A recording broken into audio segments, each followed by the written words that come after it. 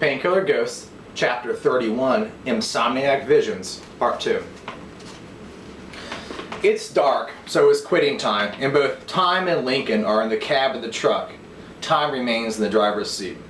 "So, what, are you in a hurry?" Link asked Time. "I'll buy you some beers for helping out." "Okay." Lincoln directs Time to a bar that he knows. It takes Time 10 minutes to find a place to park the truck and then another 10 to actually park it.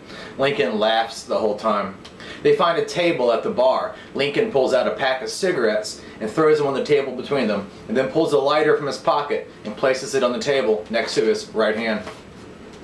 He looks at the table next to theirs. It's empty and has an ashtray at the one they're sitting, but the one they're sitting at doesn't. Lincoln stands up and reaches over and grabs the ashtray and puts it between Time and himself on the table. The ashtray is empty. Time is biting his fingers. He can feel a cigarette in them. He can taste it. Lincoln absently picks up the lighter and taps the bottom of the table. His right knuckles have Link tattooed on them.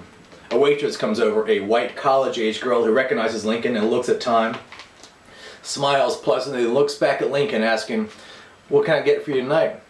"Two of my regulars." She smiles and they smile back at her. Lincoln is holding the lighter in his hand. Time has been eyeing the pack of cigarettes in the middle of the table this whole time. The pack is already open and looks a little bit more than half full. Lincoln looks over at Time and smiles and says, "What, today was the first time you've actually driven a trash truck, huh? Not bad." "Well, I don't drive much, not in a while actually." "You get popped?" "What? Popped? For drunk driving or something?" "Oh no, not that. Not really anything. I just don't have a car and don't want to pay the insurance, and I like to walk anyway." "Yeah, I see you walking sometimes. Anyway, thanks for the help today." Time nods. He glances around the room to see if he recognizes anyone. He doesn't, but it's still early, and he'll watch the door all night. It's not a big city, and it's easy to run into people, even if he never wants to. Lincoln drops the lighter on the table and looks at Time and asks, "So, what happened to your mother?" Time hesitates and replied, "I think she always wanted to be a race car driver. She just missed one turn and hit a tree." "Man," Lincoln says slowly, turning his head from left to right. And he reaches out and grabs the cigarettes in the middle of the table and holds them in his right hand. "What happened to your pop?" "Yeah," Link says, and then he promptly drops the packet of cigarettes on the table. "That was a heart attack. From out of the blue, too. Kind of." "Kind of?" "Well, you know." And with that, Lincoln points at the open pack of smokes between them on the table. 40 years of that or whatnot. The waitress comes up to the table, sets a beer in front of Lincoln and then one in front of Time, and as she leaves, she smiles at Lincoln and winks. When she's out of range, Time smiles and says, "She knows who's paying tonight, huh?" "Yeah, cheers, boy." Lincoln lifts up his glass and Time does the same, and they clink glasses in the air of the ashtray, and they both take long sips. Tastes good," Time says. "It's been a while since I've had a beer." "Yeah, I don't hear too many bottles in your trash." Time looks at Lincoln. He doesn't know how to respond, so he doesn't say anything. Link laughs and continues, "Hey, you do this job as long as I have, you'll notice things. Just like a mailman. The mailman can always figure out what's going on. He'll feel the heavy credit card statements. He'll see the magazines and paper wrappers. He'll see someone sending out a lot of cards and not getting any back." "You like doing this? Doing that? The trash?" "The refuse, you mean?" Lincoln says, laughing. "Yeah, the refuse." Time smiles and takes another sip of beer. "Yeah, I do. I like being outside, not having to work in some damn kitchen or office. I've always liked going to the dump. I do dumpster diving, you know. Get things out that aren't too bad off and fix them up. I like working for myself. I like not having to deal with too many people. They pay their bills because they think the trash is handled by the mafia. Customers don't seem to interact too much with me. Most people aren't home when I come by. They're at work." "Work must suck," Time smiles. "But I use it to my advantage with the ladies. The women love it." Lincoln says this with confidence, but Time lifts an eyebrow and cocks his head. "No, sure, man, sure. Of course, I shower, but then I get dressed up in some retro clothes and I go out to a bar and I buy a woman a drink and I take it over and give it to her and they'll say, 'Who are you?' And every time I respond, 'Baby, I'm the trash man. I'm the trash man, baby.' Just like that, the same way every time." Lincoln stops talking and takes a deep drink from his glass. Are you messing with me? Does that really work? Lincoln puts down the beer and smiles and looks at Time in the eyes and says, almost every time, my brother. Almost every time. Cheers again. But I gotta tell you, man, Link stops talking, smiles to himself, and takes a sip. What's that? It works a lot more since there's been a black man in the White House. Right on, Link. Cheers again, with long, deep drinks into the glasses, and they finish their beers. Link waves their waitress over for another round. Time finally asks Lincoln, hey, are you going to smoke one of those things? Lincoln smiles and looks at the pack and picks up his beer and slowly sips it and puts it back down and says, no.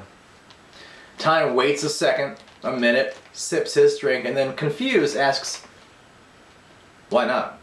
It's not my pack. Time raises his eyebrow. Lincoln continues, that's my dad's pack of smokes. It was his last pack.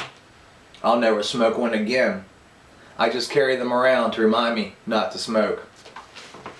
Time tells Lincoln he'll walk home and thanks the beers, and Lincoln again thanks Time for the help. Time says he'll help him again tomorrow. Link says, I can't pay you right now. Hey, then don't pay me. I'm not looking for a job anyway. Alright, I'll pick you up in the truck in the morning. Time gets up and leaves, and he sees Lincoln talking with the waitress, and he can hear him say to her, baby, I'm the trash man. I'm the trash man, baby. And he sees the waitress smile and then sit in the chair that Time just vacated, and she reaches over and touches Lincoln's hand, and Time closes the door behind him and takes a left onto the sidewalk and begins to walk home. He takes a detour. He walks past Chastity's house. He tells himself a lie. He tells himself he's just looking for trash cans for his route the next day or next week. Tomorrow will be a new route anyway.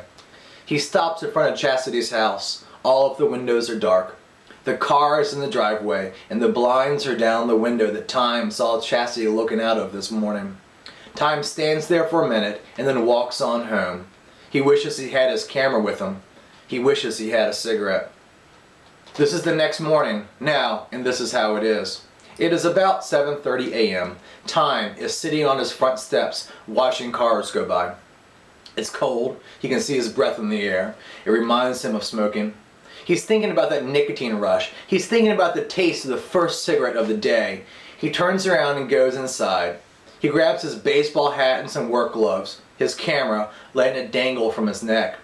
He looks over at the busted television set just out of habit. He had mentioned to Lincoln the night before that he loved photography, and between beers, Lincoln told him he'd like to see some of his photos. Time walked down the hall to his room and grabbed two of his mid-sized portfolio books and went back to the front porch. As he locks the front door, he hears Lincoln's truck coming down the street. Time checks the door, pockets his keys, and walks towards the truck with his two portfolios under his arm. Lincoln is getting out of the truck as Time arrives at the driver's side. You might as well drive. Doesn't matter to me. Lincoln went around to the passenger side and got in and slammed the door. Time put his portfolio and camera behind the seat and started the truck's engine. Neither one is wearing their seatbelts. Just as Time is about to pull out, he sees a red car he's seen a handful of times. Stan Thimble's red car. And he can see Stan in the driver's seat with a bandaged nose looking through the window towards Time's house. Stan doesn't see Time. Son of a... Time shouts and grabs the wheel tighter. Lincoln looks at Time, then out the front window, then back at Time again. What? Nothing. Let's get on with it. Which way? Then they pull out from Time's house, go in the opposite direction of Stan. Time is happy to be getting farther away from him. Now it's later, 2 p.m., and this is how it is. Time has been listening to the radio, scratching his head again after hearing another report of lice in area schools, while going 3 houses, stopping for a couple minutes till he hears Link slap the side of the truck. Then he pulls down 3 or 4 more houses and lets Link run down the driveway, grab a big plastic trash can and wheel it into the truck, empty it, then leave it there at the curb, and slap! Time moves on, and time moves on. Now he's stopped, waiting on Lincoln. He can hear the wheels of a trash can coming down the driveway. A couple of joggers pass the truck as it idles in the street. He is gazing out the window, listening to cellos on the radio, waiting patiently for the next talk radio program to come on. And then he sees her walking down the street. This is a new street to Time. He's never been on it before, and it's not near her house.